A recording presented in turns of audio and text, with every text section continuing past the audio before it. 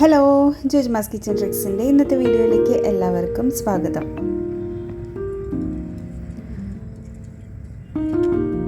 ജോജ്മയുടെ ഇന്നത്തെ റെസിപ്പി ഭയങ്കര നാടനായിട്ടുള്ള കണ്ണൂരുകാരുടെ ഒരു വിഭവമാണ്.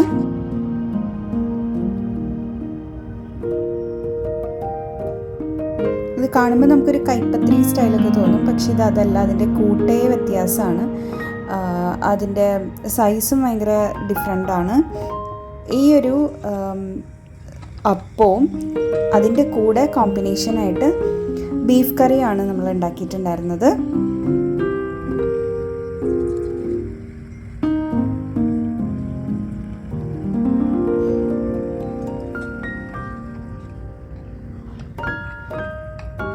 അപ്പോൾ നമുക്ക് എങ്ങനെയാണ് ഇത് ചെയ്തെടുക്കുന്നതെന്ന് വേഗം ഒന്ന് കണ്ടിട്ട് വരാം.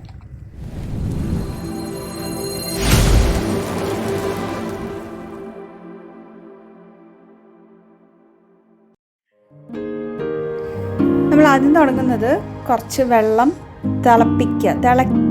തിളയ്ക്കുന്നതിന് മുന്നേ ആയിട്ട് നല്ല ചൂടാവുന്ന സമയത്ത് വെള്ളം ഓഫ് ചെയ്തിടുക. എന്നിട്ട് അതിലേക്ക് അരി ആഡ് ചെയ്ത് കൊടുക്കുക. അരി ആഡ് ചെയ്ത് അതിനെ ഒന്ന് നല്ലപോലെ ഒന്ന് ഇളക്കി അടച്ച് കുതിർത്താൻ വേണ്ടിയിട്ട് മാറ്റി വയ്ക്കാം. ഈ സമയം കൊണ്ട് നമുക്ക് നമ്മുടെ ബീഫ് കറിയുടെ പരിപാടികൾ നോക്കാം. അതിലേക്ക് വേണ്ടിയിട്ട് കുക്കറിൽ സവാള ഇട്ട് വഴറ്റി കൊടുക്കുക. അങ്ങനെ അത് വഴണ്ട് വരുന്ന സമയം കൊണ്ട് നമുക്ക് ഇഞ്ചി, വെളുത്തുള്ളി, പച്ചമുളക് ഒന്ന് ക്രഷ് ചെയ്തെടുത്തതും തക്കാളി ഒന്ന് ചോപ്പ് ചെയ്തിട്ടും വെക്കാം. തക്കാളി കട്ട് ചെയ്തെടുത്തതും ഈ ഇഞ്ചി, വെളുത്തുള്ളി എല്ലാം നമ്മൾ ഭയങ്കര വഴറ്റാനൊന്നും നിൽക്കുന്നില്ല. എല്ലാം തന്നെ ഒന്ന് സോട്ട് ചെയ്ത് അങ്ങ് എടുക്കാം. കുറച്ച് കറിവേപ്പില ആഡ് ചെയ്ത് കൊടുക്കാം.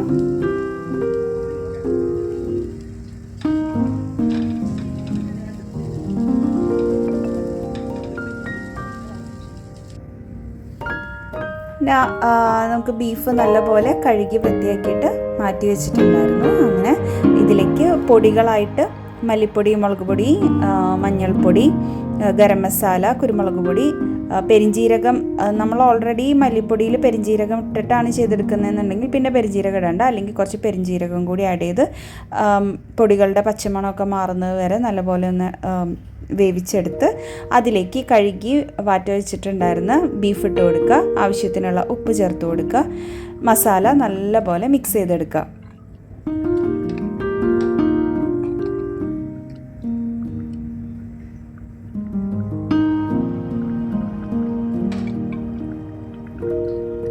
ശേഷം നമുക്ക് കുക്കർ അടച്ചിട്ട്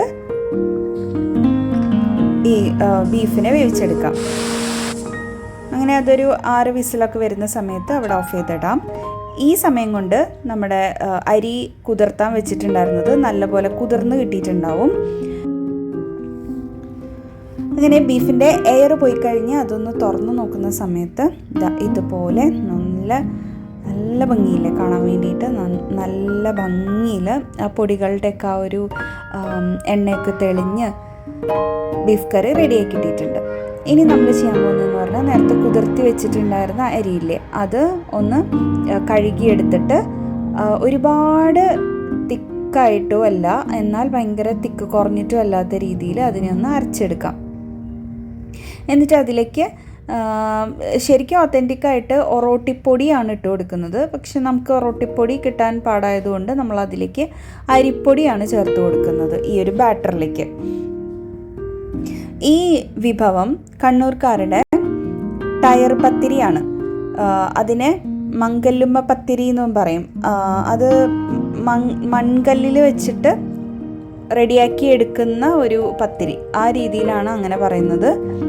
നമുക്കിപ്പോൾ ഇതിനെ ടയർ പത്തിരി എന്ന് പറയാം.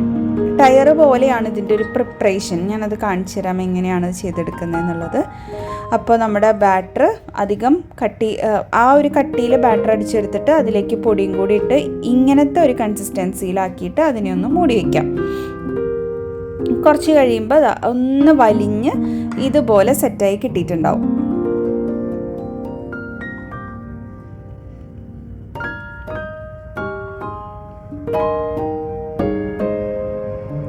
നമ്മൾ നമ്മൾ ചെയ്യുന്നതെന്ന് പറഞ്ഞിട്ടുണ്ടെങ്കിൽ കയ്യിൽ ജസ്റ്റ് ഒന്ന് എണ്ണ തടവിയിട്ട് ഇതിൽ നിന്ന് ഇത്രയും പോർഷൻ എടുത്ത് കൈൻ്റെ അടിയിൽ വെച്ചിട്ട്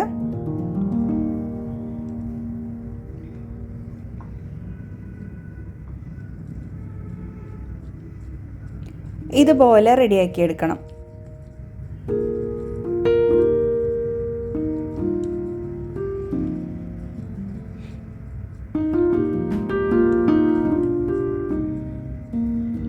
അതായത് ടയറ് പോലെ ആണ് ഈ ഒരു പത്തിരി ഇരിക്കുന്നത്. ടയറ് പോലെ അങ്ങനെ ഉരുട്ടി ഉരുട്ടി ഉരുട്ടിയാണ് ഇതിനെ റെഡിയാക്കി എടുക്കുന്നത്. വാഴയിലയിൽ വെച്ച് ഇതുപോലെ ആ ഒരു കൺസിസ്റ്റൻസി അതായതുകൊണ്ട് പെട്ടെന്ന് അങ്ങനെ ചെയ്തെടുക്കാൻ പാടായിരിക്കും. അപ്പോൾ കുറച്ച് കുറച്ചായിട്ട് ഇതിനെ ഒന്ന് പ്രസ് ചെയ്ത് കൊടുത്ത് സൈഡ് ഉരുട്ടി ഉരുട്ടി ഉരുട്ടി പ്രസ് ചെയ്ത് ആ ഒരു രീതിയിൽ ഇത്തിരി ക്ഷമ വേണ്ട പരിപാടിയാണ്. അത് പിന്നെ പഴയ ഒതൻറ്റിക് വിഭവങ്ങൾക്കെല്ലാം അങ്ങനെ ആയിരിക്കുമല്ലോ. അപ്പോൾ ആ രീതിയിൽ ഇങ്ങനെ പ്രസ് ചെയ്ത് കൊടുത്ത് സൈഡ് ഉരുട്ടി കൊടുത്ത് മേളിലൊന്ന് അങ്ങനെ റെഡിയാക്കി എടുക്കാം.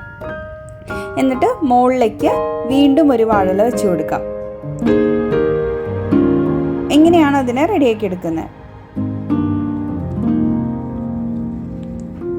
ഇത് കണ്ണൂരിലെ വിശേഷ ദിവസങ്ങളിലൊക്കെ അവർ ചെയ്തെടുക്കുന്ന ഒരു വിഭവമാണ് കേട്ടോ.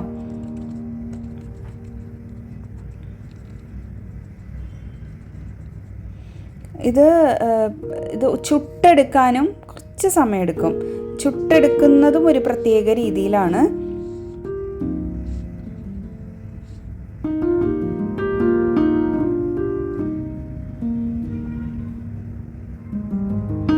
ഇതിങ്ങനെ ചെയ്തിട്ട് ഈ മൺചട്ടിയിലേക്ക്, നല്ല ചൂടുള്ള ചട്ടിയിലേക്ക് ഇതുപോലെ തന്നെ അങ്ങ് വെച്ച് കൊടുക്കുക. പിന്നെ മുകളിലേക്ക് ഈ ഇല വെച്ചിട്ട് മൂടിക്കൊടുക്കുക. കുറച്ച് സമയം കഴിയുമ്പോൾ അടിയിലത്തെ ഇല ഇതുപോലെ ഒന്ന് പൊള്ളി വന്നിട്ടുണ്ടാവും. ഇടയ്ക്കിടയ്ക്കൊന്ന് എടുത്ത് തിരിച്ചും എന്നിട്ട് അതിനങ്ങ് തിരിച്ചിട്ട് കൊടുക്കുക. ഇടയ്ക്കിടയ്ക്കൊന്ന് ഓപ്പൺ ചെയ്ത് നോക്കണം എന്താണ് ആ പത്തിരിയുടെ ഒരു അവസ്ഥ എന്നുള്ളത്.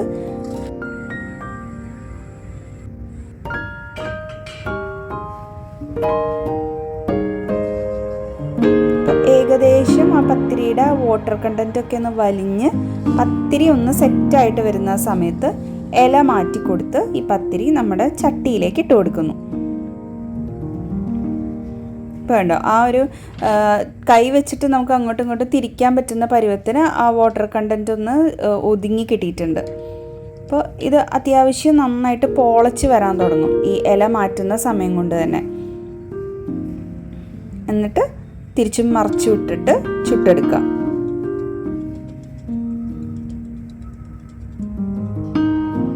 ഒരു ഗോൾഡൻ യെല്ലോ കളറിലേക്ക് ആവും ഇത് റെഡിയായി വരുമ്പോൾ. അപ്പോൾ സൈഡുകൾ ഇതുപോലെ ടയർ പോലെ ഉരുട്ടി കൊടുത്ത് അതും ഒന്ന് ഗോൾഡൻ ബ്രൗൺ ആക്കി എടുക്കുക.